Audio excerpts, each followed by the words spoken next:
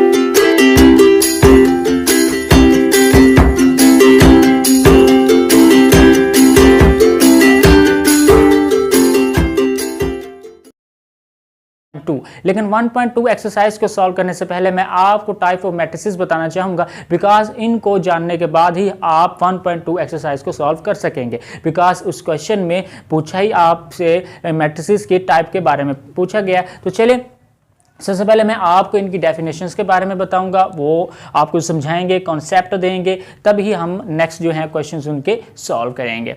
तो first of all जो पहली हमारे पास, वैसे मैं आपको बता दूं कि इनकी हमारे पास 12 जो है वो हमारे पास एग्जाम्स होती हैं, लेकिन पहले मैंने 6 लिख दी हैं। हम 6 जो हमारे पास टाइप्स हैं उनको डिस्कस करेंगे, फिर हम नेक्स्ट 6 को डिस्कस करेंगे। तो हमारे पास जो पहली है वो है रो मैट्रिक्स। मैं पहले सबसे पहले उर्दू बता दूं कि ऐसा मैट्रिक्स जिसमें ओनली 1 रो होगी उसको हम रो मैट्रिक्स कहते हैं। अब इंग्लिश में थोड़ा लिख लेते हैं, बिकॉज बच्चों ने पेपर में लिखना भी तो होता है, तो बच्चों ने नोट भी करना होता है। तो यहाँ पर हम लिख लेते हैं आ मैट्रिक्स। हम यहाँ पर लिखा हुआ है कि आ मैट्रिक्स, एक मैट्रिक्स इज कॉल्ड, कहलाता है, is called a row matrix. हम उसको रो मैट्रिक्स बोल सकते हैं, रो मैट्रिक्स। ठीक है बेटा जी। इफ, जैसा कि मैंने आपको कहा था, इफ कंडीशन दे रहा है, इफ इट हैज, अगर वो रखता हो, ओनली, ओनली कहते हैं एक ही, ओनली 1 रो, ओनली 1 रो। तो हमारे पास, मैंने पहले भी बता दिया था कि एक मैट्रिक्स तभी हमारे पास रो मैट्रिक्स कहलाएगा जब उसके पास ओनली 1 रो पाई जाएगी। तो चलिए वो मैंने आपको बता दिया। चलिए इसके हम एग्जाम्पल भी जो क्या है वो डिस्कस कर लेते हैं।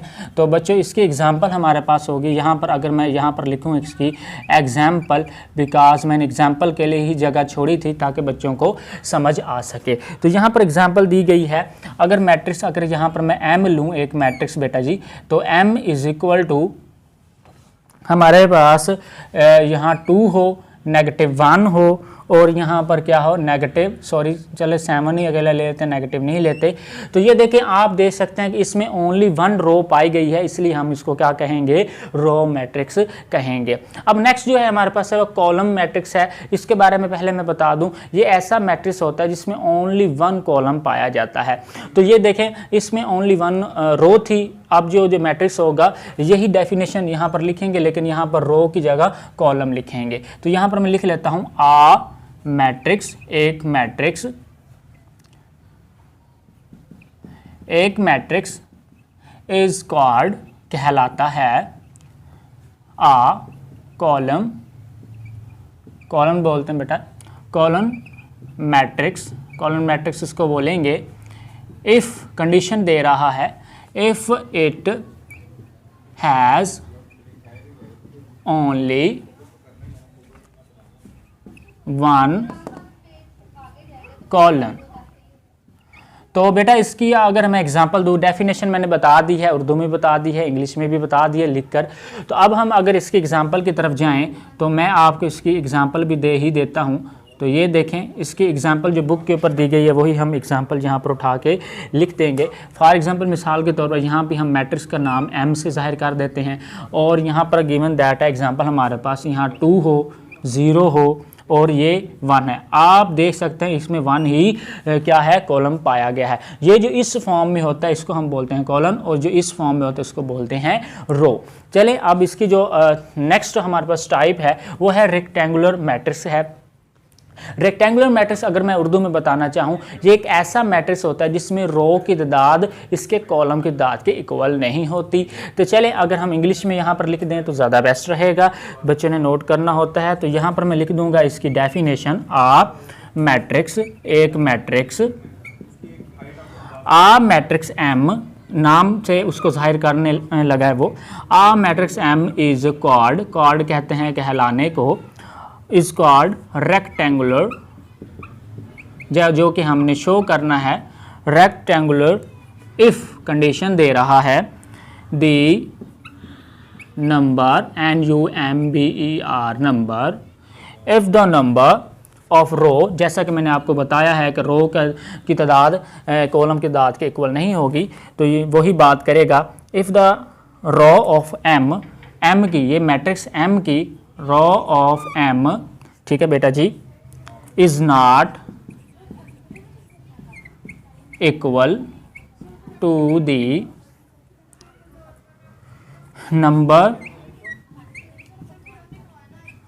Number of column of M, M के।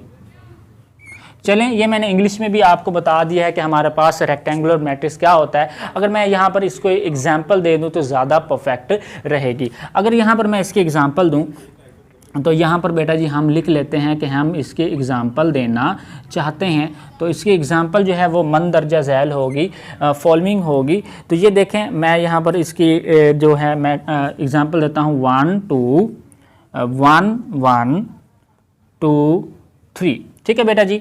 ये क्या है, इसकी एग्जांपल है, आप देख सकते हैं इसमें, ये देखें 1 2 3, इसमें रो क्या है 3 है, कॉलम देखें बेटा 1 और 2, कॉलम क्या है 2, इसका मतलब ये है कि इसमें number of the row is not equal to the number of the column. तो इसको हम क्या बोलेंगे, इसको हम बोलेंगे रेक्टेंगुलर मैट्रिक्स, ठीक है बेटा जी। अब हम चलते हैं अपनी डेफिनेशन जो कि स्क्वायर मैट्रिक्स है। सबसे पहले मैं आपको उर्दू में बता देता हूँ, स्क्वायर मैट्रिक्स ऐसे मैट्रिक्स को बोलते हैं जिसमें the number of the row is equal to the number of the column. तो यहाँ पर हम ये जो नॉट जो लगा हुआ है यहाँ पर ये देखें, इज नॉट, मैं नॉट नहीं लगाया, शुक्र है चले हम देख लिया हमने, तो बच्चे ऐसे कंफ्यूज हो जाते, is not equal to the number of the column. तो यहाँ पर नॉट लगा हुआ है लेकिन यहाँ पर हम नॉट नहीं लगाएंगे। चलो यही डेफिनेशन उठा के यहाँ लिख देते हैं, लेकिन ये नॉट यहाँ पर नहीं लगाएंगे। तो यहाँ पर मैं लिखने लगा हूँ a matrix M is called rectangle की जगह हमने स्क्वायर लिखना है क्योंकि हमने स्क्वायर को डिफाइन करना है। स्क्वायर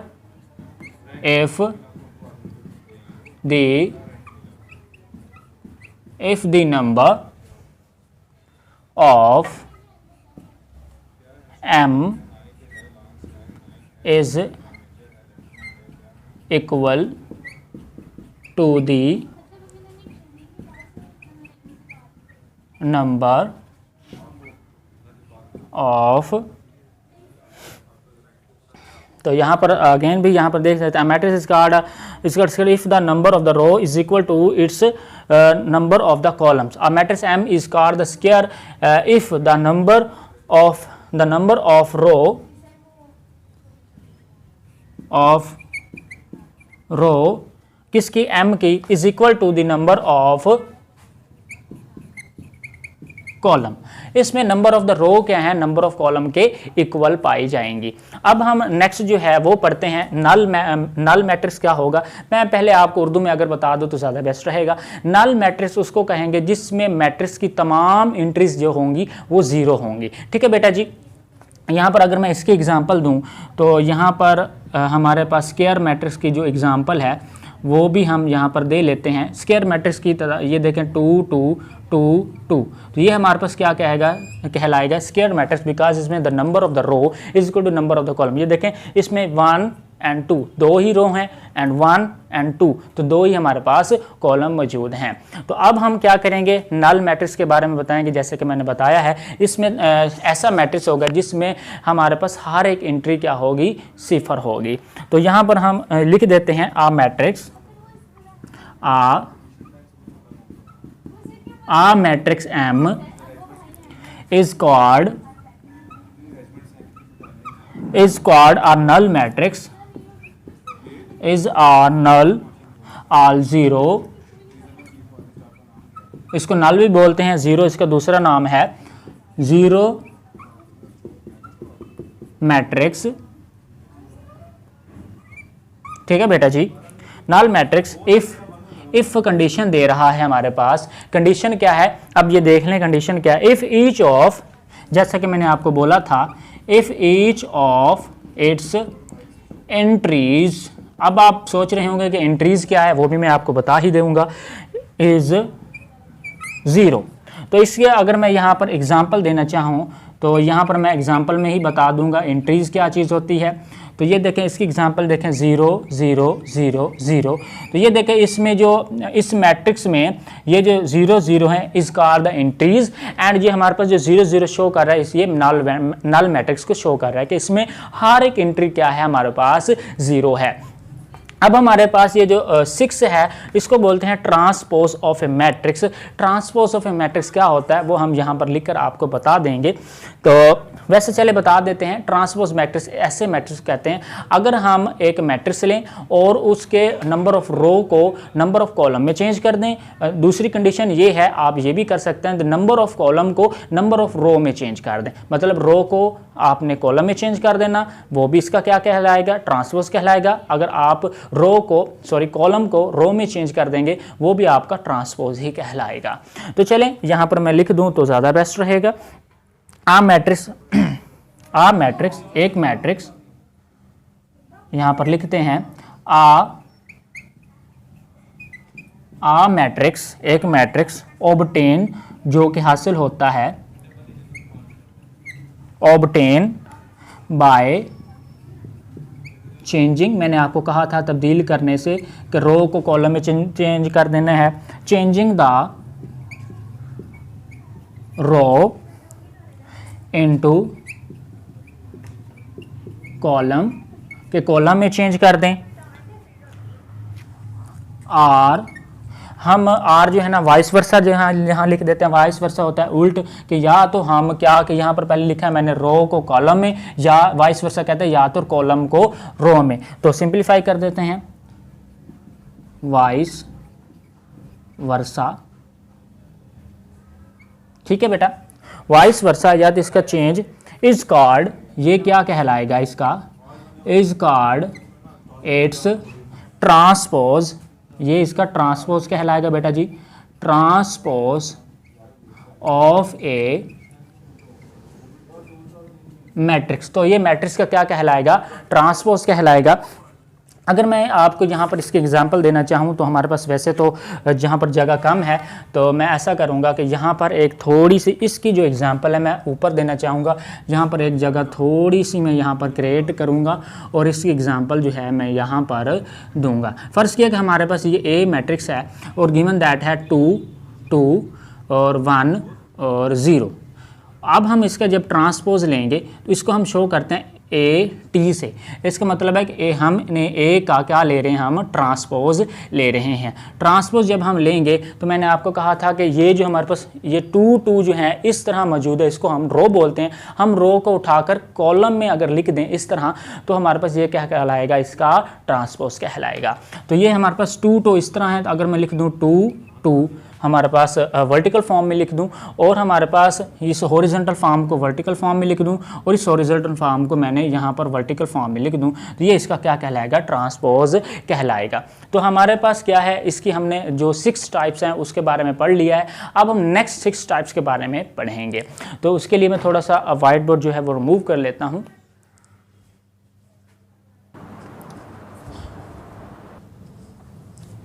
अब हम टाइप 7 से लेकर टाइप 12 तक पढ़ेंगे। पहले हमने टाइप 1 से लेकर 6 तक पढ़ा था, अब हम टाइप जो है 7 से लेकर 12 तक पढ़ेंगे। तो ये हमारे पास क्या है, नेगेटिव ऑफ ए मैट्रिक्स। कि नेगेटिव ऑफ ए मैट्रिक्स क्या होता है, सबसे पहले तो मैं आपको उर्दू में बता देता हूँ। हम एक मैट्रिक्स लें और उसको नेगेटिव से मल्टीप्लाई कर दें तो वो क्या कहलाएगा, इसका नेगेटिव ऑफ ए मैट्रिक्स कहलाएगा। तो चलिए अगर मैं यहाँ पर लिख दूँ तो ज़्यादा बेहतर रहेगा। तो लेट्स सी स्टूडेंट, तो हम इसको कैसे लिखते हैं। तो ये देखें, हम अब इंग्लिश में लिखने लगे हैं बिकॉज पहले मैंने आपको उर्दू में कॉन्सेप्ट दे दिया है। तो ये कहता है कि लेट, फ़र्ज़ किया ए, जैसा कि मैंने आपको कहा था कि कोई एक मैट्रिक्स होगा, let A be a matrix, क्या हो हमारे पास एक मैट्रिक्स हो, देन तब देन इट्स, इसका नेगेटिव, इसका जो नेगेटिव होगा वो नेगेटिव ए होगा, इज जो के ऑब्टेन हासिल होगा, ऑब्टेन बाय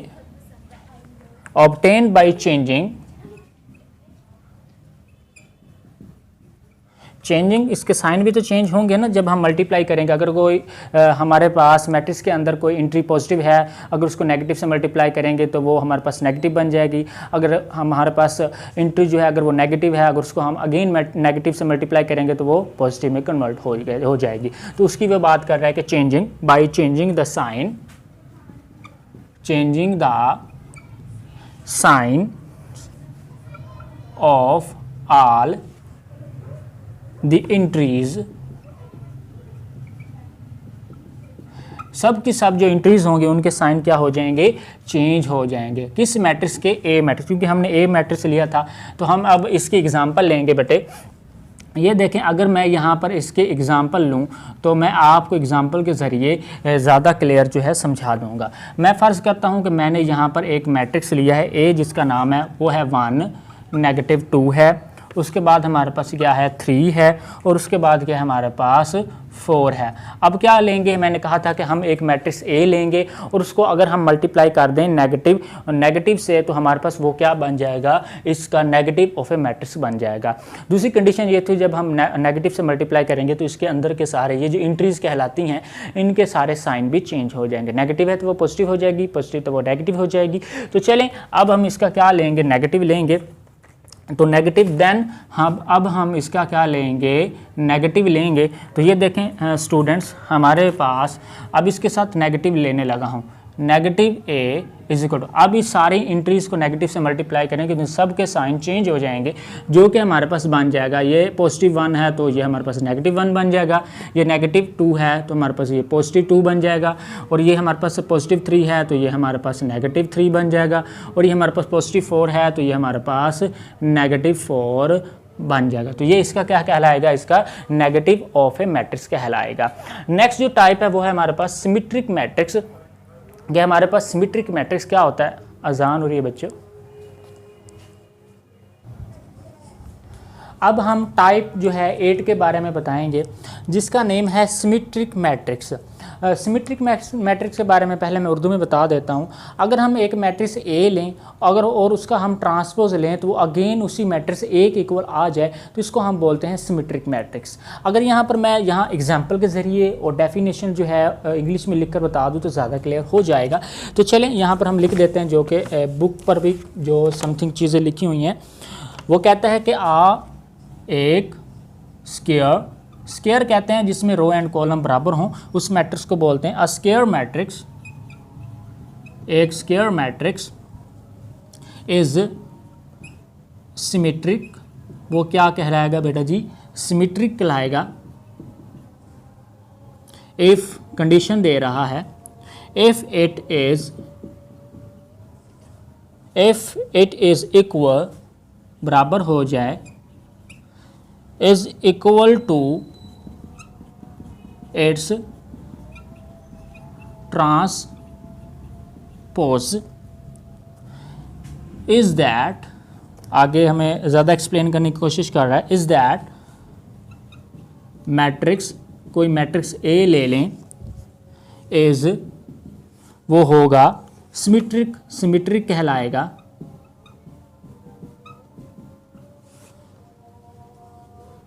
इफ अगर ए का ट्रांसपोज लिया जाए तो वो इक्वल ए के बराबर आ जाए। ये लास्ट वाली थिंग जो मैंने आपको सबसे पहले बता दी थी कि हम कोई एक जो है एक मैट्रिक्स लें और उसका ट्रांसपोज लें तो अगेन वही मैट्रिक्स ए के इक्वल आ जाए तो हमारे पास क्या कहलाएगा, वो हमारे पास सिमेट्रिक मैट्रिक्स कहलाएगा। अब एग्जांपल के ज़रिए हम इसको ज़्यादा एक्सप्लेन करने की कोशिश करेंगे।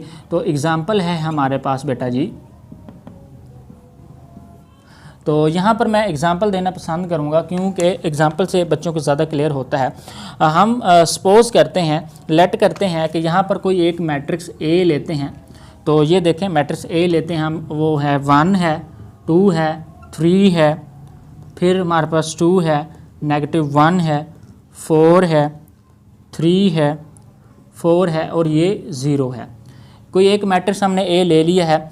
ये हमारे पास एक स्क्वायर मैट्रिक्स है बिकॉज इसमें number of the row and the number of column क्या है, हमारे पास इक्वल है। अब हम इसका क्या लेंगे, ट्रांसपोज लेंगे। ट्रांसपोज भी याद दिलवा देता हूँ, जिसमें हमने नंबर ऑफ रो को नंबर ऑफ कॉलम में चेंज कर देना होता है या नंबर ऑफ कॉलम को नंबर ऑफ रो में चेंज कर देना होता है, तो वो उसका क्या कहलाता है, ट्रांसपोज कहलाता है। तो चलें हम ऐसा करते हैं, इसका ट्रांसपोज लेते हैं ए का। तो ये देखें अगर मैं यहाँ पर ए का ट्रांसपोज लूँ, अगर इसका ट्रांसपोज लेने से भी यही हमारे पास आए तो मैं कह सकूँगा कि हमारे पास क्या है, ये कौन सा है, हमारे पास सिमेट्रिक मैट्रिक्स है। तो चलें मैंने कहा था कि अगर मैं नंबर ऑफ रो को नंबर ऑफ कॉलम में चेंज कर दूं, अब ये क्या है, ये वाली जो लाइन है नंबर ऑफ रो है। अब मैं इस लाइन को उठाकर इस तरह लिख दूंगा, ये हॉरिजॉन्टल लाइन है, इसको वर्टिकल फॉर्म में, ये हमारे पास हॉरिजॉन्टल लाइन कहलाती है और ये हमारे पास वर्टिकल लाइन कहलाती है। अब ये क्या है, लाइन हॉरिजॉन्टल है, इसको मैं उठाकर इस फॉर्म में लिख, ये क्या है 1 2 3, इसको मैं लिख सकता हूँ 1 2 एंड 3। अब ये दोबारा इस रो को मैं फिर क्या है कॉलम में कन्वर्ट करूंगा, ये क्या 2 -1 एंड 4, तो मैं लिख दूंगा यहाँ पर 2 -1 एंड 4।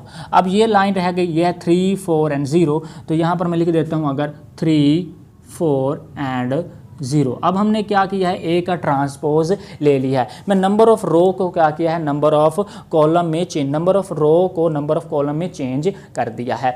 तो आप देख सकते हैं यहाँ पर भी 1 2 3 है, यहाँ पर भी 1 2 3 है, यहाँ पर देखें 2 -1 एंड 4 है, 2 -1 एंड 4 है, 3 4 0 है, 3 4 एंड 0। इसका मतलब हुआ जो हमारे पास पहले से मैट्रिक्स मौजूद था ए, हमने उसका ट्रांसपोज भी ले लिया, फिर भी वही हमारे पास पहले वाले मैट्रिक्स ए के इक्वल आ रहा है। तो हमारे पास ये प्रूफ हुआ ये कौन सा मैट्रिक्स है, हमारे पास सिमेट्रिक मैट्रिक्स है। ये आपने याद रखना है, ठीक है बच्चे। तो हम यहाँ पर ये रेज करते हैं बिकॉज हमने और भी चीज़ें जो हैं वो यहाँ पर लिखनी है। अब हमारे पास है सिक्यूस मैट्रिक। सिक्यूस मैट्रिक्स क्या होता है, ये अगर मैं यहाँ पर ज़्यादा लिख दूँ तो ज़्यादा बेहतर रहेगा। तो ये देख हमारे पास सिक्यूस मैट्रिक्स की छोटी सी डेफिनेशन होगी हमारे पास, वो कहता है हमारे पास आ स्क्वायर मैट्रिक्स, इसमें भी स्क्वायर मैट्रिक्स की बात कर रहा है कि जिसमें number of row and number of columns बराबर हों। आ स्क्वायर मैट्रिक्स, एक square matrix A is said कहलाता है, इज सेड टू बी कहलाएगा, क्या कहलाएगा, सिक्यूस मैट्रिक, सिक्यू सिमेट्रिक, वो सिक्यू सिमेट्रिक कहलाएगा। कंडीशन अब देगा, इफ़ अगर हम इसका अगर ट्रांसपोज लें, अगर हम ए लें और उसका अगेन ट्रांसपोज लें, तो अगर वो हमारे पास आ जाए नेगेटिव ए के, तो वो क्या कहलाएगा, हमारे पास सिक्यू सिमेट्रिक कहलाएगा। तो अब हम अगर इसको एग्जांपल के ज़रिए शो कर दें, जिस तरह मैंने सिमेट्रिक को शो किया, तो ज़्यादा बेहतर रहेगा, आपको ज़्यादा समझ आ जाएगी। एक मैट्रिक्स लिया, उसका हमने ट्रांसपोज लिया, इसका ट्रांसपोज लेने से वो जो इक्वल है वो -1 के आए, तो हमारे पास वो क्या है, क्या कहलाता है, सिक्यू सिमेट्रिक, जो कि इस स्टेटमेंट से भी शो हो रहा है। वैसे तो इसकी एग्जांपल जो है थोड़ी सी बड़ी है, लेकिन लिखना जो है वो ज़रूरी है बिकॉज ऐसे स्टूडेंट को समझ नहीं आती। ए हम कोई मैट्रिक्स ले लेते हैं, हम कोई मैट्रिक्स लेते हैं 0 2 लेते हैं, अब 3 लेते हैं, -2 लेते हैं, ठीक है बेटा जी, एंड 0 लेते हैं, 1 लेते हैं, -3 लेते हैं, -1 लेते हैं एंड 0 लेते हैं। ये हमारे पास है। अब हम क्या करेंगे, इसका ट्रांसपोज लेंगे, बिकॉज मैंने कहा था कि एक मैट्रिक्स ए लें फिर उसका ट्रांसपोज लें और उसका जो ट्रांसपोज, ये देखें, और उसका जो ट्रांसपोज हो वो नेगेटिव ए के बराबर हो। तो चले, अब ये ए तो हमारे पास आ चुका है।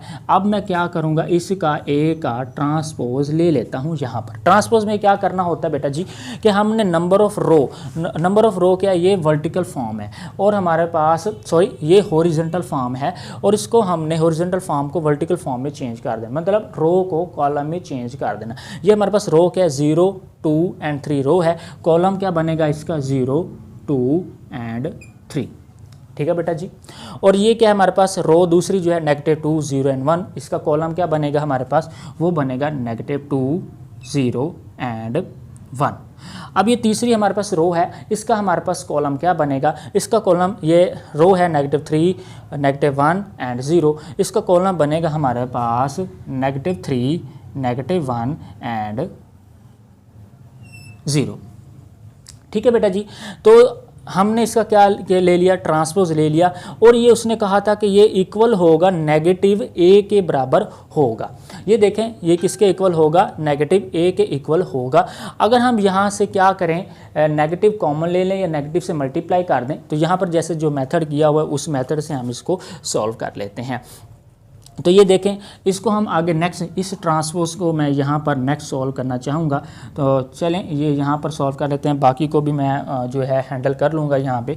तो ये ए का ट्रांसपोज जो है, इसको हम क्या करेंगे, यहाँ पर 0 से मल्टीप्लाई करवा देते हैं। ये हमारे पास क्या है, 0 है, -2 है और ये हमारे पास चलें यहाँ पर डायरेक्ट ही मैं 0 and -2 -3 negative into -2 0 -1 negative into -3 negative and -1 और ये हमारे पास क्या है, 0। अगर हम इसमें से अब नेगेटिव जो है कॉमन ले लें, क्योंकि मैंने इसको नेगेटिव से मल्टीप्लाई किया, अभी इसमें से नेगेटिव कॉमन ले लें तो क्या ये हमारे पास ए के इक्वल आता है या नहीं आता है। यू कैन सी दैट, इसमें से अगर मैं यहाँ नेगेटिव लेता हूँ तो हमारे पास कौन सी चीज़ें बचेंगी, आप देख सकते हैं कि मेरे पास यहाँ पर बच जाएगा वही जो हमारे पास ए मौजूद है।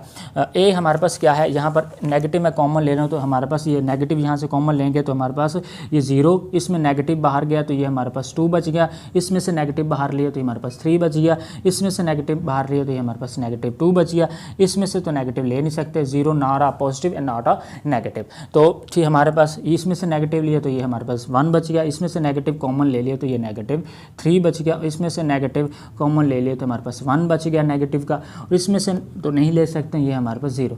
तो ये हमारे पास यहाँ पर प्रूफ हुआ कि ए का ट्रांसपोज क्या होता है, हमारे पास नेगेटिव ए के बराबर होता है। ये देखें, ये नेगेटिव ओके और ये क्या है, पूरा जो है हमारे पास ए के भी इक्वल है। तो ये भी मैंने शो करके दिखा दिया है। तो चले यहाँ पर अगर मैं, क्योंकि मैंने सिक्यूस मीटर को यहाँ पर शो किया है, तो यहाँ पर मैं एक लाइन जो है पूरी ड्रा कर लेता हूँ ताकि बच्चे कंफ्यूज ना हो कि सिक्यूस में ये किसकी एग्जांपल थी। तो यहाँ पर चलें, तो ये मैंने आपको यहाँ पर इसको बता दिया कि सिक्यूस मैट्रिक्स क्या होता है। आगे हमारे पास डायगोनल मैट्रिक्स है। डायगोनल मैट्रिक्स के बारे में बता देता हूँ। एक ऐसा मैट्रिक्स होता है जिसमें नॉन डायगोनल एंट्रीज क्या होती हैं, 0 होती हैं, और डायगोनल्स में कम से कम एक एंट्री क्या हो, हमारे पास 0 ना हो। ठीक है बेटा। तो डायगोनल एंट्रीज के बारे में भी बताते हैं, नॉन डायगोनल एंट्रीज के बारे में भी मैं बता देता हूँ। चलें, सबसे पहले अगर मैं लिख लूँ तो ज़्यादा बेहतर रहेगा। वो कहता है हमारे पास A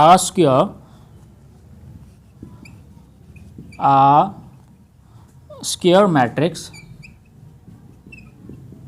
एक स्क्वायर मैट्रिक्स A, ठीक है, A ले रहा है, इज कॉल्ड कहलाएगा, is called a diagonal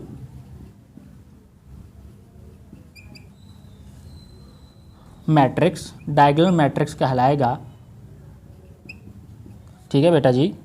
if at least, मैंने आपको पहले भी बताया था, इसमें से कम एक, any one of the entry बेटा ये कहते हैं, ये जो बीच में मौजूद हैं 0 2 3, ये एंट्रीज कहलाती हैं। Of the entries is not 0, तो ये हमारे पास क्या हो, 0 ना हो। तो हमारे पास एंड दूसरी कंडीशन में बताई थी कि हमारे पास नॉन डायगोनल जो हों, and non diagonal is 0, non diagonal जो हो हमारे पास 0 हो। तो इसकी एग्जांपल क्या है हमारे पास, यहाँ पर मैं एग्जांपल देना पसंद करूँगा। इसकी एग्जांपल मैं लूँगा, यहाँ पर लूँ 0 0 0 0 1 0, उसके बाद ये 0 0 और ये 3। तो एक चीज़ बता दूं कि हमारे पास इसमें डायगोनल एंट्रीज कौन सी है और नॉन डायगोनल एंट्रीज कौन सी है। तो बेटा कंफ्यूज नहीं होना, तो बिकॉज ये हमारे पास ये जो हैं ये इसकी क्या कहलाती हैं, डायगोनल एंट्रीज कहलाती हैं। ठीक है बेटा जी, उसने कहा था पहली कंडीशन कही थी कि इनमें से जो एक जो हो एटलीस्ट 0 होनी चाहिए। तो यहाँ पर हमारे पास नॉन 0 हो। तो ये देखें हमारे पास इसमें 2 जो है हमारे पास नॉन 0 हैं। तो उसने तो एक ही बात की थी, लेकिन यहाँ पर 2 नॉन 0 हैं। अब हमारे पास नॉन डायगोनल एंट्रीज कौन सी होती हैं, ये इस साइड पे जो 0 हैं और ये इस साइड पे जो 0 हैं, ये हमारे पास ये 0 ये 0 ये 0 और ये 0 ये 0 और ये 0 क्या कहलाते हैं, हमारे पास नॉन डायगोनल एंट्रीज कहलाती हैं। जो मैंने यहाँ पर व्हाइट बोर्ड मार्कर से शो किया है, ये हमारे पास क्या कहलाती हैं, डायगोनल एंट्रीज कहलाती हैं। अब आपको पता चल चुका है कि हमारे पास डायगोनल एंट्रीज क्या होती हैं और नॉन डायगोनल एंट्रीज क्या होती हैं। स्केलर मैट्रिक्स क्या होता है, यहाँ पर मैं लिख देता हूँ आर डायगोनल एंट्रीज। तो मैं यहाँ पर लिख देता हूँ अगर इसमें डायगोनल एंट्रीज क्या हों, आर डायगोनल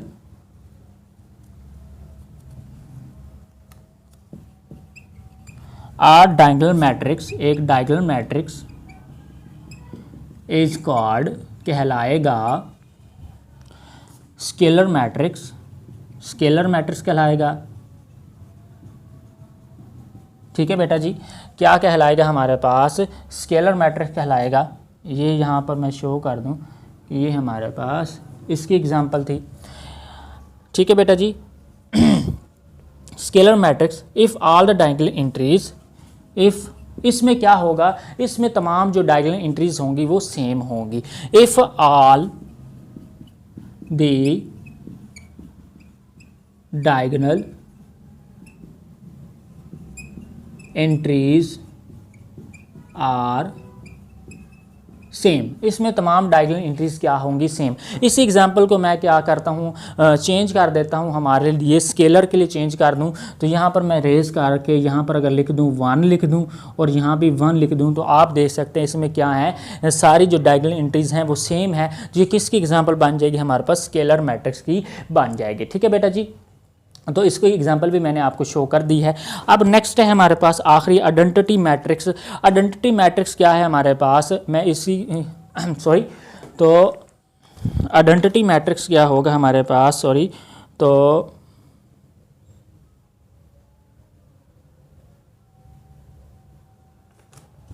सेम के लिए हम यहाँ पर कोई वर्ड जो है यूज़ कर लेते हैं के।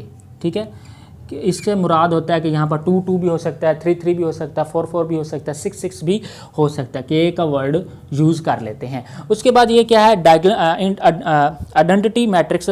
हमारे पास आइडेंटिटी मैट्रिक्स उसको कहते हैं जिसमें डायगोनल एंट्रीज क्या होंगी, हमेशा 1 1 होंगी। इसलिए मैंने वहाँ रेस करके के लिख दिया कि इसकी जगह हम कुछ भी पुट कर सकते हैं, 2 2 पुट कर सकते हैं, 3 3 पुट कर सकते हैं, 8 8 पुट, जो हमारा दिल करे हम वो पुट कर सकते हैं। लेकिन ये जो आइडेंटिटी मैट्रिक्स है ये हमारे पास स्पेशल है, इसमें डायगोनल एंट्रीज क्या होंगी, हमेशा हमारे पास क्या होंगी, 1 1 होंगी। तो चलें यहाँ पर लिखते हैं, एग्जांपल के ज़रिए मैं शो कर देता हूँ तो ज़्यादा बेस्ट रहेगा। 0 हमारे पास 0 नहीं, पहला 1 0 0 0 1 0 0 0 1। तो ये हमारे पास क्या कहलाएगा, ये आइडेंटिटी मैट्रिक्स कहलाएगा। ये देखें इसमें हमारे पास क्या है, आइडेंटिटी क्या है, हमेशा 1 1 है। तो इस तरह हमारे पास ये जो सारी टाइप्स हैं ये हमने कंप्लीट कर ली हैं। अब हम करेंगे एक्सरसाइज 1.2 का पहला क्वेश्चन जो है वो सॉल्व करेंगे। पहले इसको रेज कर लेते हैं बच्चों। टाइप ऑफ मैट्रिक्स जो कि 12 थी वो मैंने आपको पहले से बता दी हैं। अब हम जो कि एक्सरसाइज 1.2 का क्वेश्चन नंबर 1 जो है वो सॉल्व करेंगे।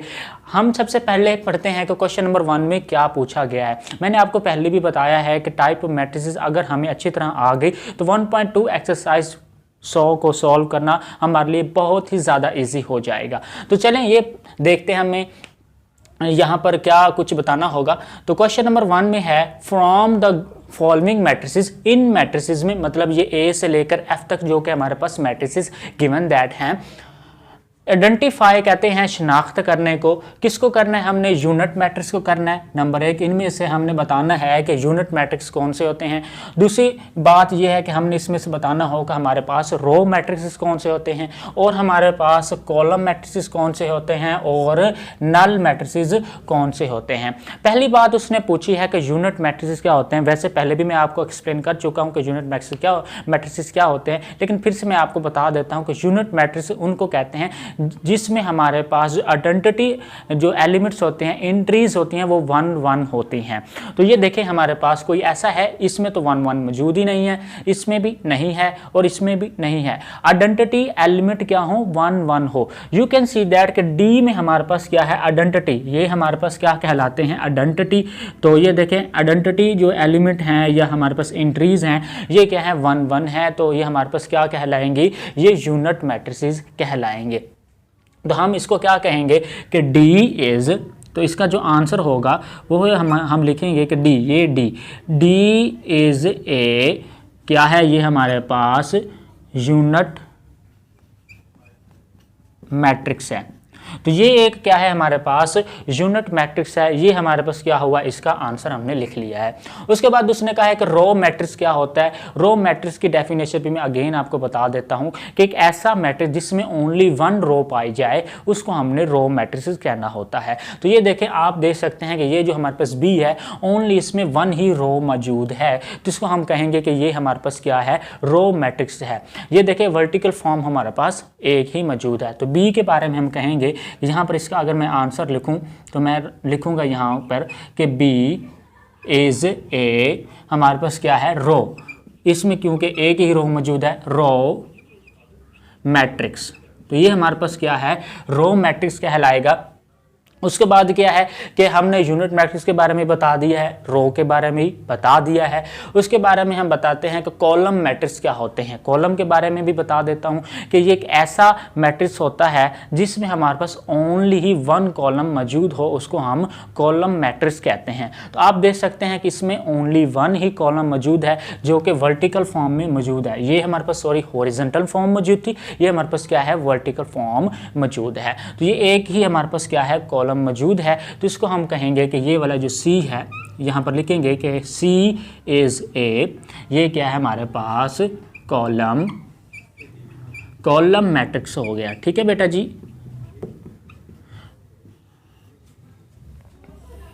इन सब के आंसर जो है वो हम देते जा रहे हैं। उसके बाद उसने पूछा है कि नल मैट्रिक्स क्या होता है। नल मैट्रिक्स उसको कहते हैं जिस मैट्रिक्स में तमाम एंट्री 0 हो जाएं उसको हम कहते हैं null matrix.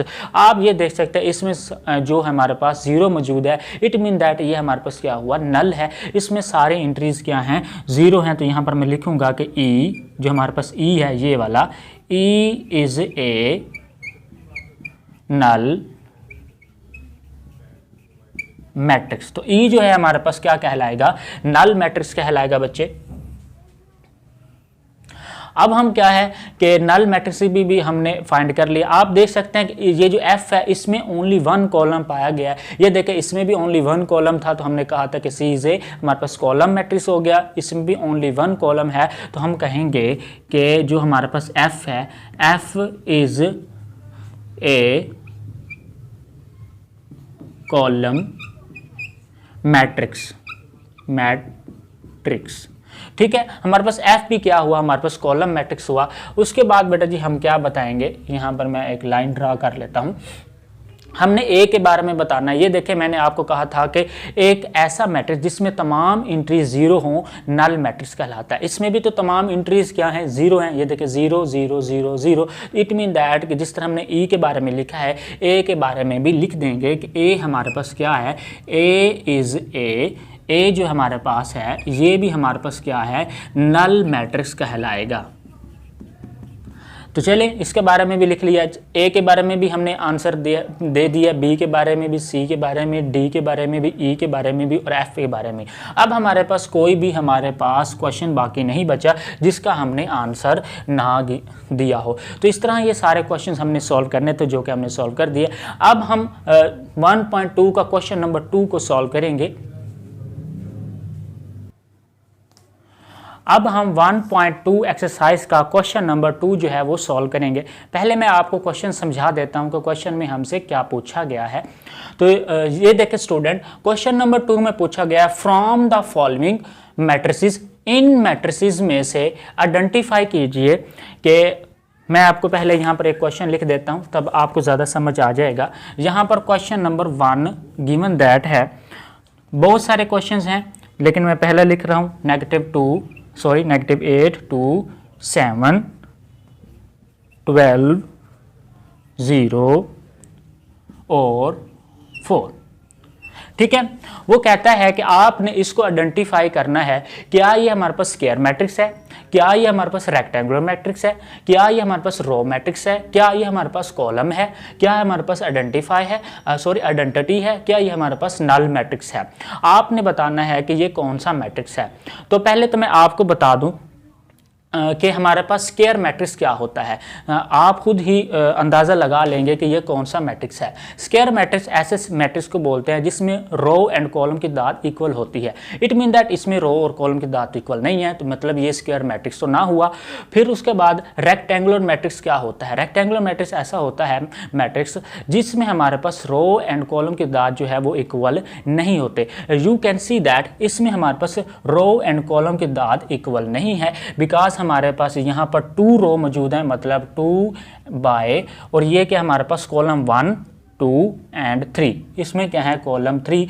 It mean that इसमें रो और कॉलम की दाद इक्वल नहीं है, जो कि इस डेफिनेशन को पूरा कर रहा है। तो आप खुद बता सकते हैं ये कौन सा मैट्रिक्स है, ये हमारे पास रेक्टेंगुलर मैट्रिक्स है। तो यहाँ पर हम बता देंगे कि ये जो 1 है हमारे पास, ये हमारे पास इसका आंसर क्या होगा, ये हमारे पास यहाँ पर 1 में लिख देता हूँ कि 1 इज ए, ये हमारे पास क्या हुआ रेक्टेंगुलर मैट्रिक्स। तो ये हमारे पास रेक्टेंगुलर मैट्रिक्स हुआ। उसके बाद जो नेक्स्ट क्वेश्चन है, वो नेक्स्ट क्वेश्चन में लिखता हूँ कि वो हम बताएंगे कि हमारे पास वो कौन सा मैट्रिक्स है। तो वो हमारे पास है यहाँ पर 3 0 एंड 1। ठीक है, इसके बारे में बताना है कि ये कौन सा मैट्रिक्स है। इसकी पहले मैं डेफिनेशन एक बता दूं कि ऐसा मैट्रिक्स जिसमें ओनली 1 कॉलम मौजूद हो उसको हमने कॉलम मैट्रिक्स कहते हैं। तो यहाँ पर कॉलम मैट्रिक्स ये है। कॉलम मैट्रिक्स की डेफिनेशन होती है कि ओनली 1 हमारे पास क्या हो कॉलम हो। इसमें ओनली 1 कॉलम है, मतलब इसकी डेफिनेशन और ये जो है सेम जो कंडीशन जो है अप्लाई इस पर हो रही है। तो इट मीन दैट ये कौन सा मैट्रिक्स हुआ हमारे पास, ये हमारे पास हुआ कॉलम मैट्रिक्स। तो हम इसको बोलेंगे कि इसमें, क्योंकि यहाँ पर 2 भी लगा लेते हैं कि ये वाला 2 जो है हमारे पास, ये 2 इज ए, ये हमारे पास क्या हुआ एक कॉलम मैट्रिक्स हुआ। ठीक है बेटा जी, तो ये कॉलम मैट्रिक्स हुआ। अब हम थर्ड जो है क्वेश्चन वो पढ़ते हैं। थर्ड क्वेश्चन क्या है हमारे पास, वो है हमारे पास 6 -4 3 एंड -2।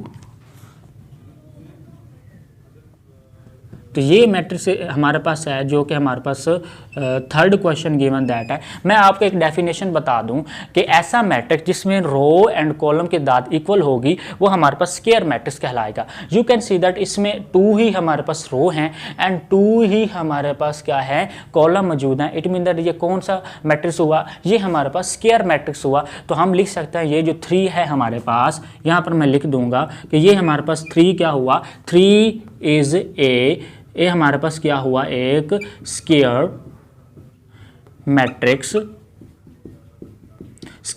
हुआ।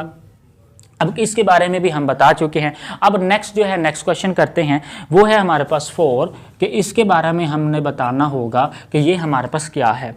तो यहाँ पर लिखा हुआ है 1 एंड 0 एंड 1।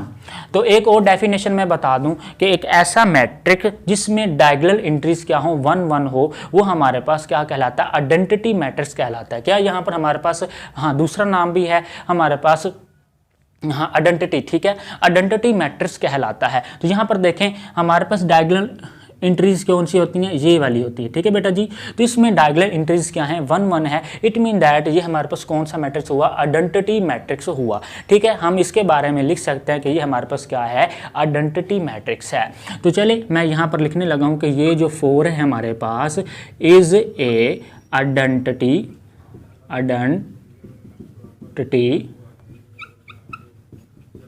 मैट्रिक्स। तो ये हमारे पास क्या हुआ, आइडेंटिटी मैट्रिक्स हुआ। इसी तरह हम जो है नेक्स्ट क्वेश्चन को सॉल्व करेंगे कि हमारे पास जो नेक्स्ट है वो क्या है हमारे पास। तो नेक्स्ट क्वेश्चन हमारे पास है 5। तो यहाँ पर 5 के बारे में बताएंगे कि ये कौन सा मैट्रिक्स है। तो 5 है हमारे पास 1 2 3 4 5 6। तो स्टूडेंट मैं आपको पहले भी एक मैट्रिक्स के बारे में जो कि पहला था मैंने आपको बताया था कि एक ऐसा मैट्रिक्स जिसमें रो एंड कॉलम की तादाद इक्वल नहीं होगी वो हमारे पास रेक्टेंगुलर मैट्रिक्स कहलाएगा, जो कि सेकंड पे कहा गया कि इसके बारे में बताएं। तो आप देख सकते हैं इसमें रो एंड कॉलम की तादाद इक्वल नहीं है, क्योंकि हमारे पास ये देख सकते हैं इसमें हमारे पास 1 2 3 क्या है हमारे पास रो हैं, और उसके बाद बेटा जी इसमें ये देखें 1 एंड 2 जो है हमारे पास कॉलम है। तो ये हमारे पास 2, इट मीन दैट इसमें रो एंड कॉलम की तादाद इक्वल नहीं है। तो ये कौन सा मैट्रिक्स कहलाएगा, तो बेटा जी मैं यहाँ पर बता देना चाहता हूँ कि ये हमारे पास ये जो 5 है, ये जो 5 इज ये वाला 5 इज ए रेक्टेंगुलर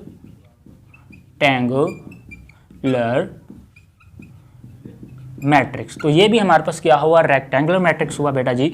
अब हम नेक्स्ट क्वेश्चन देखते हैं कि वो हमारे पास कौन सा मैट्रिक्स होगा। मैं विद आपको जो है डेफिनेशंस बता रहा हूं और फिर ही बता रहा हूं विद कंसेप्ट। आई होप कि आपको समझ आ रही होगी। चलिए नेक्स्ट क्वेश्चन करते हैं। हमारे पास है वो 6।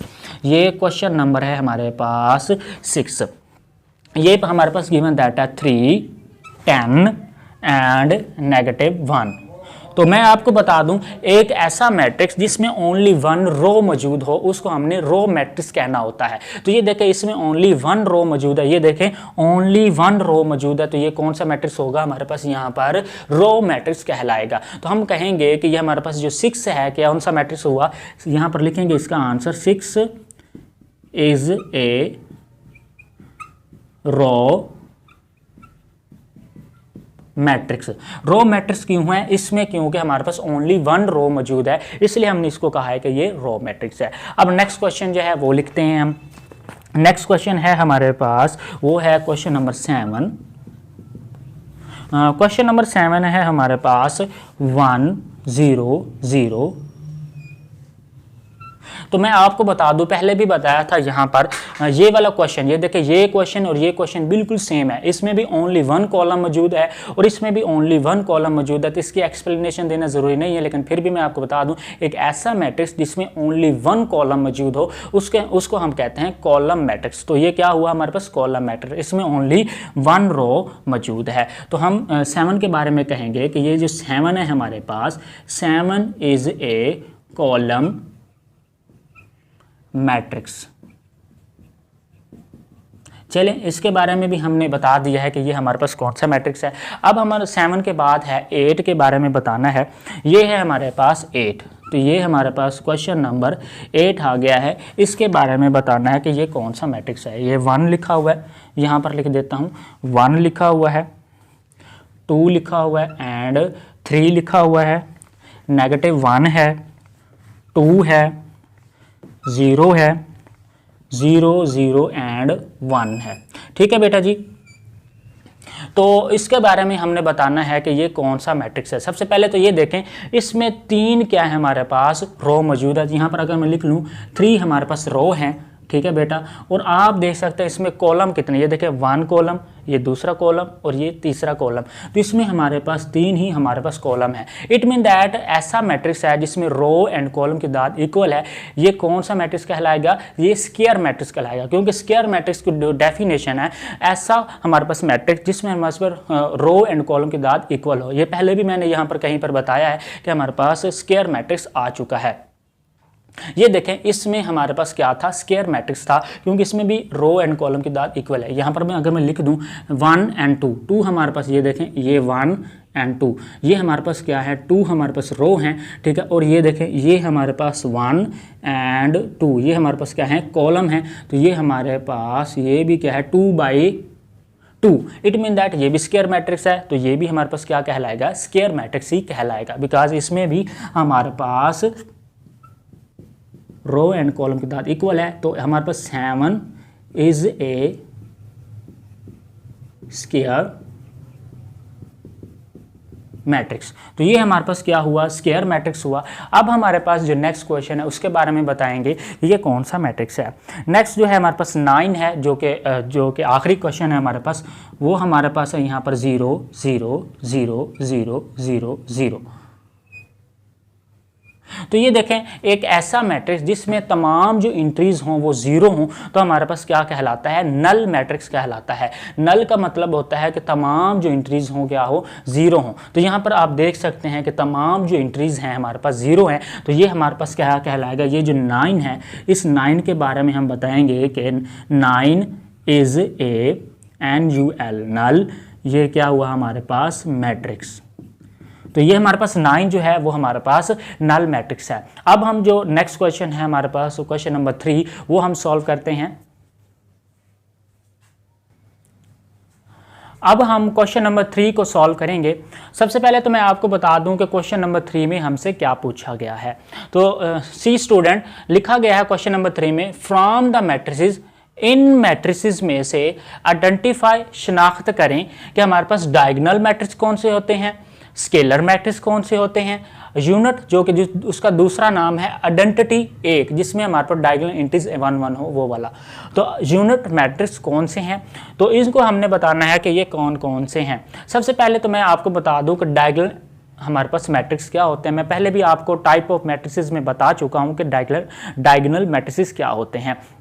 ये ऐसे मैट्रिक्स होते हैं जिसमें हमारे पास डायगोनल एंट्रीज होती हैं, वो हमारे पास कम से कम एक जो है नॉन ज़ीरो हो। तो ये देखें हमारे पास ये भी डायगोनल एंट्रीज हैं, ये भी डायगोनल एंट्रीज हैं, क्योंकि ये हमारे पास नॉन ज़ीरो है। ये देखें डायगोनल एंट्रीज ये वाली कहलाती हैं, ये 4 4, ये 2 -1, ये भी डायगोनल एंट्रीज हैं, और ये भी नॉन ज़ीरो, एटलीस्ट एक तो ना हो, तो ठीक है ना।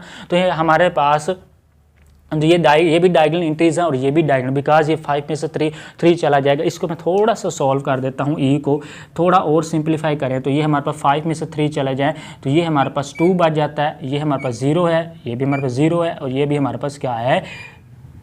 तो हमारा इट मीन दैट कि हमारे पास ये सारे जो मैट्रिसेस गिवन दैट हैं ये तो हमारे पास क्या है, डायगोनल मैट्रिसेस हैं। तो यहाँ पर क्या लिखेंगे कि हमारे पास अगर यहाँ पर लिखूं कि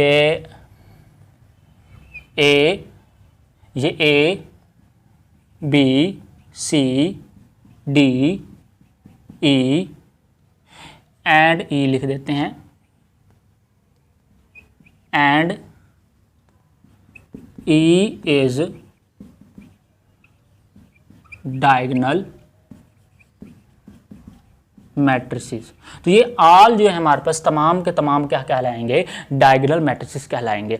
अब उसने और भी पूछा है कि आप बताएं कि स्केलर मैट्रिसेस कौन से होते हैं। स्केलर के बारे में मैं आपको बता दूं कि ये एक ऐसा मैट्रिसेस होता है जिसमें हमारे पास डायगोनल एंट्रीज जो होती हैं वो सेम होती हैं, मतलब या तो वो 2 2 होंगी, या तो 4 4 होंगी, या तो 6 6 होंगी। ये देखें आप इस तरह देख सकते हैं, ये देखें ये डायगोनल एंट्री 4 4, ये हमारे पास स्केलर मैट्रिक्स कहलाएगा। ये 1 1 है तो ये हमारे पास क्या है, ये भी स्केलर कहलाएगा। और ये देखें यहाँ पर ये 2 2 है तो ये भी हमारे पास स्केलर कहलाएगा। और बस, तो इट मीन दैट हमारे पास स्केलर मैट्रिसेस क्या हैं, ए एंड ई जो है हमारे पास स्केलर मैट्रिक्स हैं। सॉरी, ये जो सी है हमारे पास आइडेंटिटी है, क्योंकि इसमें हमारे पास 1 और 1 क्या है, आइडेंटिटी हैं। तो हमारे पास ई, तो इसका अगर मैं आंसर लिखूं यहाँ पर, अगर इसको रेज करने के बाद यहाँ पर एक लाइन ड्रा कर लेते हैं। लाइन ड्रा करने के बाद इसके बारे में लिखेंगे सबसे पहले कि ये हमारे पास क्या है, ए क्या है हमारे पास, ये एक डायगोनल मैट्रिक्स है। ठीक है बेटा जी, ये भी डायगोनल मैट्रिक्स है, डायगोनल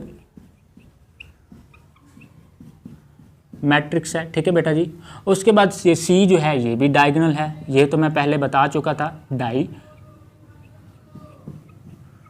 डायगोनल मैट्रिक्स। और उसके बाद ये जो है हमारे पास, ये जो हमारे पास है ये भी हमारे पास क्या है, ये एक डायगोनल मैट्रिक्स है। और ये क्या है, ये भी हमारे पास एक डायगोनल मैट्रिक्स है, क्योंकि हमारे पास ये तमाम जो है हमारे पास एक डायगोनल मैट्रिक्स है। अब हम स्केलर की बात करते हैं, तो स्केलर जो है ए जो है ये भी स्केलर, क्योंकि हमारे पास डायगोनल जो एंट्रीज है वो सेम है, ये भी 4 है, ये भी 4 है, ये भी 2 है, ये भी 2 है, क्योंकि इसकी डेफिनेशन के मुताबिक इसके जो डायगोनल एंट्रीज क्या होंगी वो सेम होंगी। तो हमारे पास ए जो है ये क्या है हमारे पास, ये एक चीज़ तो ये हो गई, दूसरी ये क्या है हमारे पास, ये आल्सो हमारे पास, यहाँ पर आल्सो थोड़ा सा लिख देता हूँ छोटा सा, आल्सो ये हमारे पास स्केलर मैट्रिक्स भी होगा। स्केलर की स्पेलिंग यही है हमारे पास, तो चलें स्केलर मैट्रिक्स भी हमारे पास होगा। उसके बाद ये क्या है, ये भी एक स्केलर मैट्रिक्स भी होगा। तो 1 थिंग पे ये था, 2 थिंग पे हमारे पास आल्सो भी यहाँ लिख देते हैं, ये हमारे पास क्या होगा, ये आल्सो हमारे पास स्केलर मैट्रिक्स भी कहलाएगा।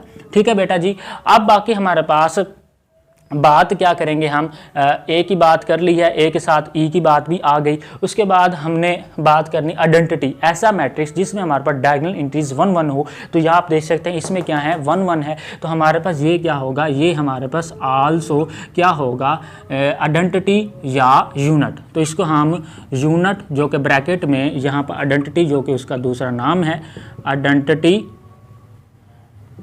ये क्या है हमारे पास आइडेंटिटी मैट्रिक्स भी कहलाएगा।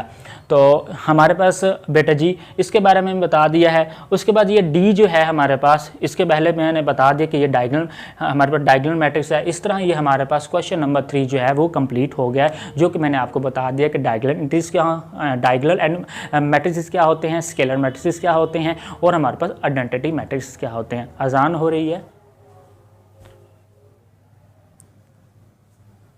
अब हम क्वेश्चन नंबर 4 को सॉल्व करेंगे। जैसा कि आपको मैं पहले भी बताता हूं कि पहले हम क्वेश्चन को पढ़ते हैं, समझते हैं, फिर उसको हम क्या करते हैं, सॉल्व करते हैं। तो क्वेश्चन नंबर 4 में लिखा गया है फाइंड नेगेटिव, आपने इसका नेगेटिव फाइंड करना है ऑफ मैट्रिसेस इन मैट्रिसेस का, जो कि मैंने यहाँ पर पहले से ही लिख के रखे हैं। तो ये क्या, इनके नाम भी बता दिए कि ए बी सी और डी का। तो आगे हमारे पास ये ई, मतलब ये ए से लेकर ई तक जो भी मैट्रिसेस दिए गए हैं हमें इनका क्या करना है, फाइंड नेगेटिव फाइंड करना है। नेगेटिव किस तरह फाइंड करते हैं पहले मैं आपको ज़रा बता देता हूँ। कोई भी मैट्रिसेस दिया गया हो, जैसे कि हमारे पास ये ए से लेकर ई तक दिए गए हैं, अगर हम इनको नेगेटिव से मल्टीप्लाई कर देंगे तो ये इनका नेगेटिव हो जाएगा। पहले मैंने आपको टाइप ऑफ मैट्रिसेस में भी बताया था कि नेगेटिव किस तरह फाइंड करते हैं, और उसकी हमने एग्जांपल भी दी थी। तो चलें अब यहाँ पर सॉल्व करते हैं। मैंने बात ये किया है कि अगर हम मैट्रिसेस ए को नेगेटिव से मल्टीप्लाई कर दें तो वो उसका नेगेटिव मैट्रिसेस कहलाता है। सबसे पहले ए है तो इसको हम नेगेटिव से मल्टीप्लाई करते हैं ए के साथ, इसको भी हम नेगेटिव के साथ मल्टीप्लाई कर देते हैं। नेगेटिव के साथ पहले यहाँ पर बाहर लिख लेते हैं, क्योंकि ए के मैंने बाहर लिखे हैं, 1 है, 0 है, -1 है और ये मैट्रिसेस है। अब इसको नेगेटिव को अंदर मल्टीप्लाई कर देंगे। मैट्रिसेस के अंदर जब हम नेगेटिव को अंदर मल्टीप्लाई करेंगे तो सारे साइन चेंज हो जाएंगे। जो नेगेटिव होगा वो पॉजिटिव हो जाएगा, जो पॉजिटिव होगा वो नेगेटिव में कन्वर्ट हो जाएगा। तो चले अब हम क्या करेंगे, इसका फाइंड करेंगे। जो तो नेगेटिव ए, नेगेटिव ये पॉजिटिव है तो ये -1 बन जाएगा। ये हमारे पास 0 तो 0 होता है, ये हमारे पास ना तो पॉजिटिव होता है ना तो हमारे पास नेगेटिव होता है। तो ये हमारे पास -1 है तो ये हमारे पास +1 में कन्वर्ट हो जाएगा। तो यही हमारे पास क्या है, इसका आंसर कहलाएगा। चलिए स्टूडेंट, इसका आंसर हमने क्या किया है, फाइंड कर लिया है। तो नेक्स्ट क्वेश्चन को हम सॉल्व करते हैं, जो कि हमारे पास बी है। तो बी को भी क्या करेंगे, हम नेगेटिव के साथ मल्टीप्लाई कर देंगे, जो कि हमारे पास यहाँ पहले नेगेटिव बाहर लिख लेते हैं, जो कि हमारे पास 3 है, -1 है, 2 2 है और ये हमारे पास क्या है 1 है।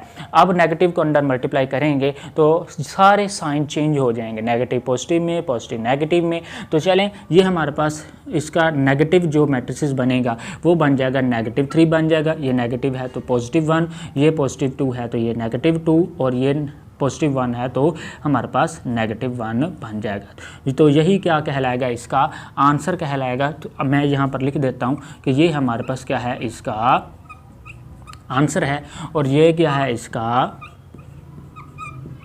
आंसर है। ठीक है बच्चे, अब हम सी को सॉल्व करते हैं। जैसा कि इनको मैंने सॉल्व किया, नेगेटिव से मल्टीप्लाई किया, तो ये भी ऐसे ही सेम टू सेम करेंगे। तो यहाँ पर पहले तो लिख देते हैं कि नेगेटिव से हमने इसको क्या करना है, मल्टीप्लाई कर देना है और ये -2, 6, 3 एंड 2। अब नेगेटिव के साथ अंदर मल्टीप्लाई कर देंगे तो ये हमारे पास पॉजिटिव साइन है इन सब के अंदर, तो ये सारे क्या हो जाएंगे, नेगेटिव में कन्वर्ट हो जाएंगे। ये -2 बन जाएगा, ये -6 बन जाएगा, ये -3 बन जाएगा और ये -2 बन जाएगा और यही क्या कहलाएगा, इसका आंसर कहलाएगा। और ये इसका क्या है, नेगेटिव मैट्रिसेस इसका बन चुका है। अब ये 2 क्वेश्चंस रह गए हैं, इनको हम सॉल्व करते हैं। तो नीचे थोड़ी जगह कम है तो मैं डायरेक्ट ही इसको क्या करता हूँ, नेगेटिव से मल्टीप्लाई। इन सबको क्वेश्चन को सॉल्व करने से आपको तकरीबन ये क्वेश्चंस आ गए हैं। अब मैं इसको डायरेक्ट क्या है, नेगेटिव से मल्टीप्लाई, इसको नेगेटिव से मल्टीप्लाई किया है तो -d = ये। अब नेगेटिव से मल्टीप्लाई करेंगे तो जो ये नेगेटिव पॉजिटिव में कन्वर्ट हो जाएगा, ये पॉजिटिव नेगेटिव में, ये नेगेटिव पॉजिटिव में और ये हमारे पास पॉजिटिव नेगेटिव में कन्वर्ट हो जाएगा। तो यहाँ पर लिखूँगा -3 को हम लिख देंगे +3, ओके, +2 को -2 और -4 को 4 और हमारे पास 5 जो पॉजिटिव है उसको हमने -5 लिख देना है और यही क्या कहलाएगा, हमारे पास इसका आंसर कहलाएगा। तो बच्चे ये देखें, अब हमारे पास लास्ट क्वेश्चन है, इसको भी हम ऐसे ही सॉल्व करेंगे। इसको हम नेगेटिव के साथ क्या कर देंगे, मल्टीप्लाई कर देंगे। तो ये देखें, नेगेटिव के साथ इसको क्या कर दिया, मैंने मल्टीप्लाई कर दिया है। थोड़ा सा हम इसको नीचे लिख लेते हैं बच्चे, यहाँ पर हम लिखेंगे नेगेटिव और ये देखें, अब ये साइन जो नेगेटिव है, ये नेगेटिव है तो पॉजिटिव में हो जाएगा और बाकी ये जो सारे हैं तीनों ये हमारे पास पॉजिटिव हैं तो ये नेगेटिव में कन्वर्ट हो जाएंगे। ये -1 बन गया, ये हमारे पास +5 बन चुका है, ये हमारे पास -2 बन गया और ये हमारे पास -3 बन गया, क्योंकि मैंने इसको अंदर नेगेटिव से क्या कर दिया है, मल्टीप्लाई कर दिया। तो हमारे पास इसका आंसर क्या होगा, इसका आंसर यही इसका क्या कहलाएगा, इसका आंसर कहलाएगा। इट मीन दैट इसका हमने नेगेटिव मैट्रिक्स फाइंड कर लिया है। अब जो नेक्स्ट क्वेश्चन है हमारे पास 5, उसको हम सॉल्व करते हैं। पहले हम इस वाइट बोर्ड को रिमूव कर लेते हैं।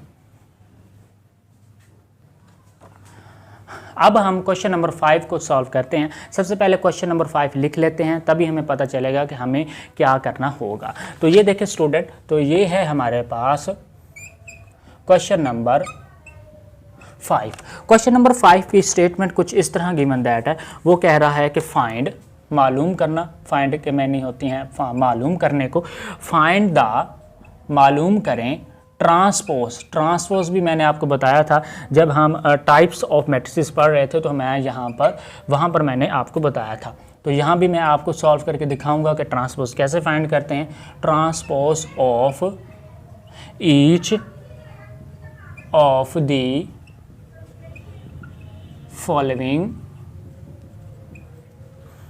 मैट्रिसेस। हमने यहाँ पर जो भी मैट्रिसेस गिवन दैट होंगे, जो कि मैं यहाँ पर बारी बारी करके लिखूंगा, उन सब का क्या फाइंड करना है, हमने ट्रांसपोज फाइंड करना है।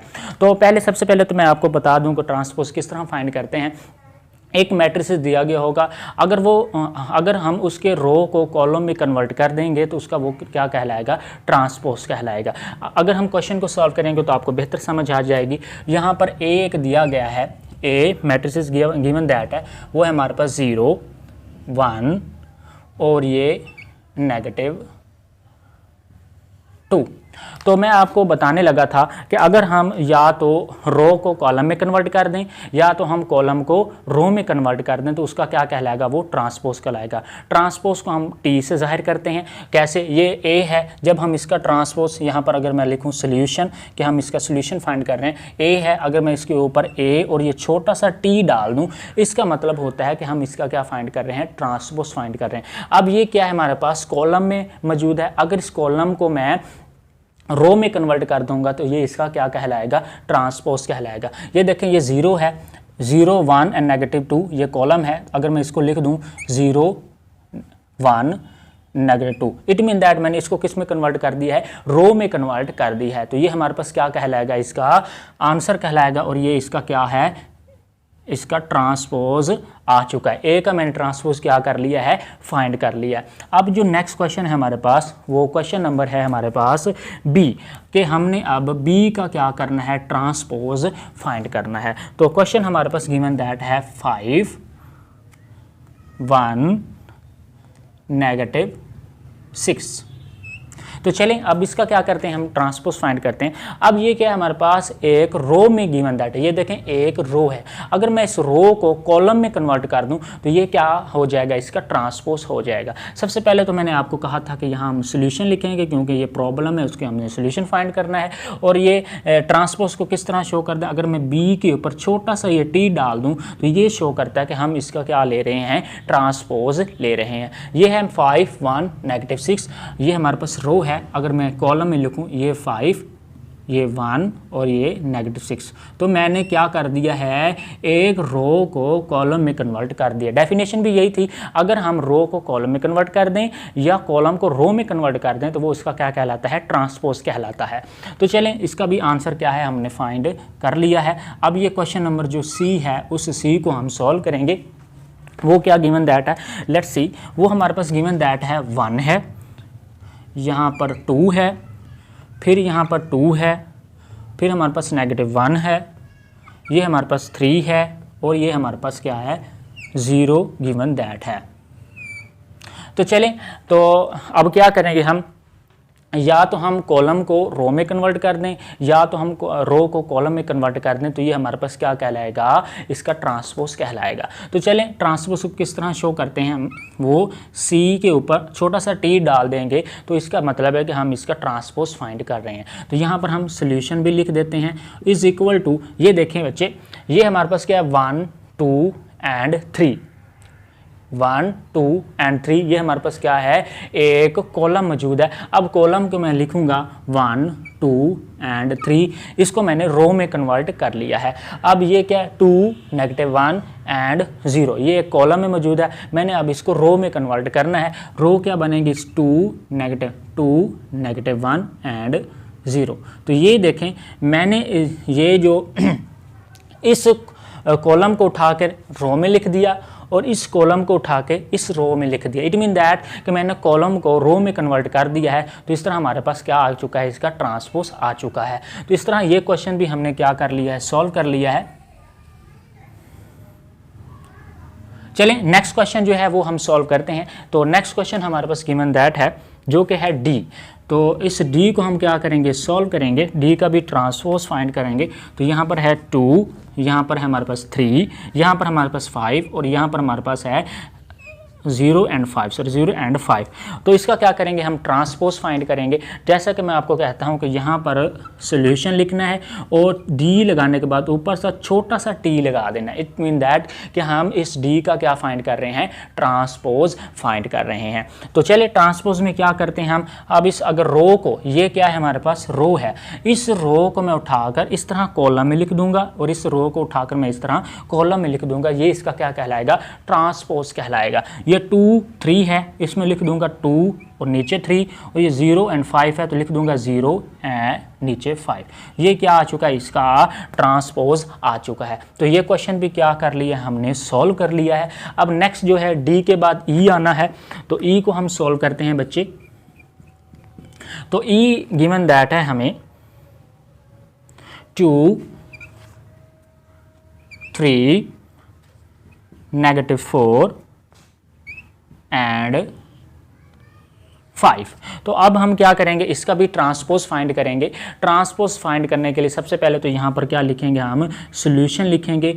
तो सॉल्यूशन लिखने के बाद ट्रांसपोज ई लिखेंगे और ई के ऊपर छोटा सा टी डाल देंगे। ये शो कर रहा है कि हम इस ई का क्या कर रहे हैं, ट्रांसपोज फाइंड कर रहे हैं। तो चलें यहाँ पर हम इक्वल का साइन यूज़ करेंगे। ये जो हमारे पास रो है हमारे पास कॉलम में कन्वर्ट करूंगा और ये रो भी है कॉलम में कन्वर्ट करूंगा। तो कॉलम को रो में कन्वर्ट करने के अमल को कहते हैं ट्रांसपोज। तो चलें ये 2 और 3 है तो यहाँ हम लिखेंगे 2 3 और ये -4 और 5 है तो इसको लिखेंगे -4 और 5।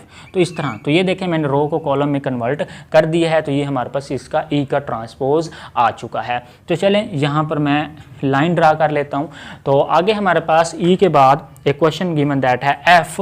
तो यहाँ पर हम क्या करेंगे, f को सॉल्व करेंगे और f हमारे पास जो गिवन डाटा एक मैट्रिक्स वो है हमारे पास 1 2 3, ये हमारे पास क्या है 4 है।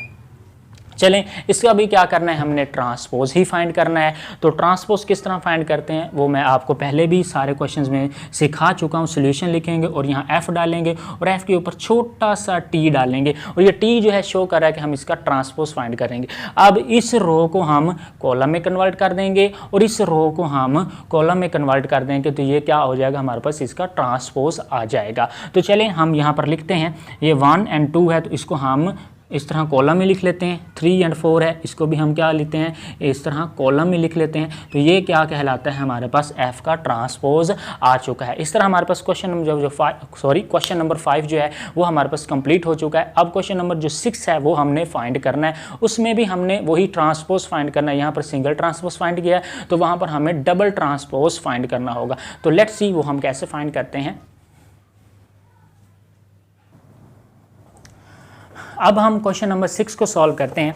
तो सबसे पहले तो यहाँ पर लिख लेते हैं कि क्वेश्चन नंबर 5 भी सॉल्व कर लिया और क्वेश्चन नंबर 6 जो है अब हम सॉल्व करने लगे हैं। तो चलें यहाँ पर सबसे पहले मैं क्वेश्चन नंबर 6 की जो हमारे पास स्टेटमेंट है वो स्टेटमेंट लिख लेते हैं कि क्वेश्चन नंबर 6 में हमें क्या बताया गया है और हमें क्या मालूम करना पड़ेगा। तो यहाँ पर लिखा गया है कि वेरीफाई करते हैं कि शनाख्त कीजिए।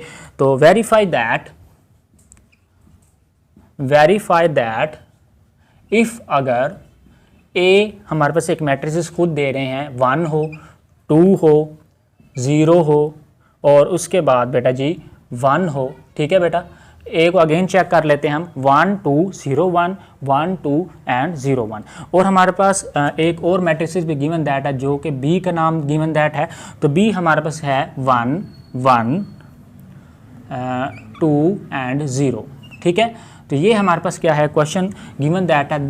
देन वो कहता है कि क्या करना होगा, जो फाइंड करनी है चीज़ वो अब हमसे पूछना चाह रहा है वो। तो यहाँ पर क्वेश्चन नंबर 6 का जो पार्ट नंबर यहाँ पर 1 है वो मैं लिखने जा रहा हूँ। वो कहता है कि आप फाइंड करेंगे अगर ए का ट्रांसपोज लें और ए का फिर हम अगेन ट्रांसपोज लें तो वो इक्वल क्या है, हमारे पास ए के इक्वल आ जाना चाहिए। तो आप क्या करें, इसको वेरीफाई करें। चलें सबसे पहले तो ये क्वेश्चन मैं सॉल्व करना चाहूँगा। तो यहाँ पर सबसे पहले तो मैं यहाँ लिखूँगा सॉल्यूशन, ठीक है बेटा। सॉल्यूशन लिखने के बाद तो हम क्या करेंगे, यहाँ पर सबसे पहले ए का ट्रांसपोज लेना है, फिर ट्रांसपोज का भी ट्रांसपोज लेना है। तो वो आंसर ए का देखें कि हमारे पास एंड में यही अगेन वापस आ जाए। सबसे पहले तो ए लिख लेते हैं। हमारे पास ए क्या गिवन दैट है, ए इज गिवन दैट है हमारे पास 1 2 0 एंड 1, ठीक है बेटा जी।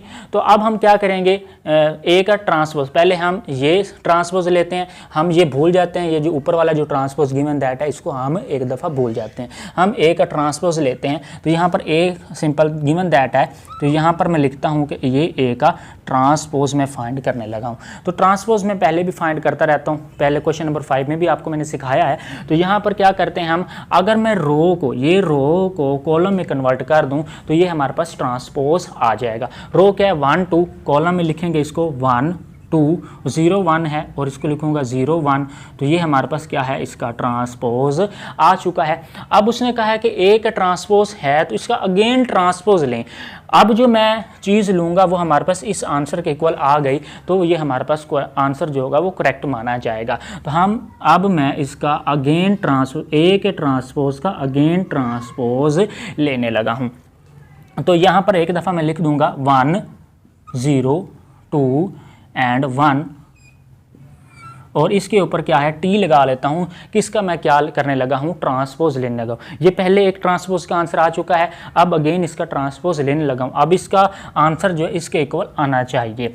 तो ये देखें ए टी, और ये होल का क्या है हमारे पास, फिर क्या है अगेन ट्रांसपोज। अब इस रो को मैं क्या करूँगा, अगेन कॉलम में कन्वर्ट कर देता हूँ, और इस रो इसको भी और इसको भी क्या करूँगा, ये रो है ये भी रो है, इसको हम कॉलम में कन्वर्ट कर देंगे तो इसका ट्रांसपोज आ जाएगा। ये है 1 एंड 0, तो मैं लिख दूंगा यहाँ पर 1 0, और ये है हमारे पास 2 और ये है 1, तो ये मैं लिख दूंगा यहाँ पर 2 और यहाँ पर मैं लिख दूंगा 1। आप देख सकते हैं ये ए जो बराबर था 1 2 था, 1 2 0 1 एंड 0 1। इसका मतलब क्या हुआ कि हमने प्रूफ कर दिया कि ए का ट्रांसपोज एंड होल का ट्रांसपोज बराबर है ए के।